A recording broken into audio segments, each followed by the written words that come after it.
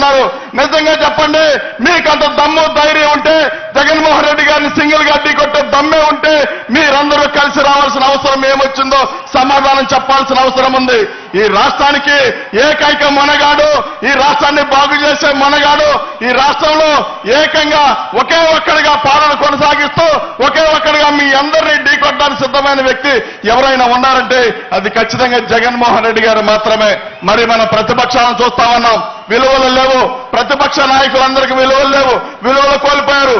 చంద్రబాబు నాయుడు గురించి పవన్ కళ్యాణ్ 2009లో చంద్రబాబు నాయుడు దొంగ, అలాంటి వ్యక్తి ఒక పార్టీని లాక్కున్నాడు, ఆ పార్టీ అతనిది కాదు, ఆ సైకిల్ అతనిది కాదని 2009లో పవన్ కళ్యాణ్ చంద్రబాబు గురించి మాట్లాడాడు. 2014లో చంద్రబాబు నాయుడు మంచోడు, అతను కావాలన్నాడు. మరి 2019లో చంద్రబాబు నాయుడు దొంగ, ఒక కుల రాజధాని కడతా ఉన్నాడు. కాబట్టి చంద్రబాబు నాయుడు మనకు అవసరం లేదు, ఈ రాష్ట్ర సంపద అంతా కూడా చంద్రబాబు నాయుడు దోచుకు తింటా ఉన్నాడు. కాబట్టి అలాంటి వ్యక్తి అవసరం లేదని చెప్పి పవన్ కళ్యాణ్ చెప్పాడు. 2024 వచ్చేసరికి మళ్లీ రంగు మార్చి చంద్రబాబు నాయుడు కావాలి, అనుభవం కావాలని చెప్తా ఉన్నాడు. ఇదే అనుభవం ఏమని చెప్పారంటే గతంలో పవన్ కళ్యాణ్, ఈ అనుభవం ద్వారా ఈ రాష్ట్ర సంపద అంతా కూడా లక్షల కోట్లు దోచుకొని పవన్ కళ్యాణ్ అనే వ్యక్తి మరి లోకేష్ కు దోచి పెడతా ఉన్నాడని మాట్లాడాడు పవన్ కళ్యాణ్ అనే వ్యక్తి. మీరందరూ కూడా గమనించారు.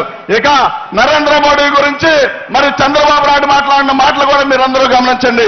నరేంద్ర మోడీ ఒక దొంగని, నరేంద్ర మోడీకి నీతి లేదని చెప్పి 2009లో మాట్లాడాడు. 2014లో నరేంద్ర మోడీ అవసరం ఉంది, ఈ రాష్ట్రానికి హోదా ఇస్తాడు, ఈ 15 సంవత్సరాలు ఇస్తే మన రాష్ట్రం బాగుండదని చెప్పిన వ్యక్తి చంద్రబాబు నాయుడు. 2019లో నరేంద్ర మోడీ మళ్లీ దొంగయ్యాడు. 2024లో మళ్లీ నరేంద్ర మోడీ మంచోడయ్యాడు.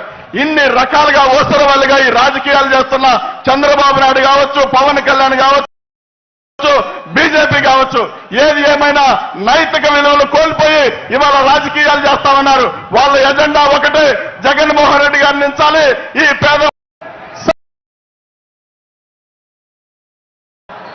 మన దళిత జాతిలో మనకి అంటరాని దళం తెలుసు, ఊరి బయట ఉండే మన గుడిసెలు తెలుసు.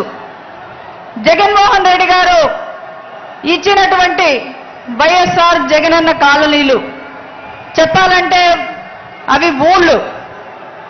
ఆయన ఇచ్చేటప్పుడు నేను కేబినెట్ లో ఉన్నాను. చాలా మంది అన్న ఎవరికి వాళ్ళకి ఇవ్వాలని అడుగుతా ఉన్నారు అన్నప్పుడు మన ముఖ్యమంత్రి గారు ఒక మాట చెప్పారు, అలా ఉంటే అది అంబేద్కర్ గారు చెప్పినటువంటి విధానం కాదు, అన్ని కులాలు అన్ని మతాలు ఒక్క చోట కలిసి ఉండడమే అంబేద్కరిజం, కాబట్టి అందరూ కలిసి ఉండాలి మనం ఇచ్చబోయే కాలనీల్లో అని చెప్పినటువంటి మహానుభావుడు మన గౌరవ ముఖ్యమంత్రి గారు. అది మేమందరం కలిసి ఖచ్చితంగా గుర్తు చేసుకోవాల్సినటువంటి విషయం. ఇక విద్య విషయంలో అమ్మఒడి, విద్యా దీవెన, వసతి దీవెన ఇలాంటి విషయాల గురించి మనం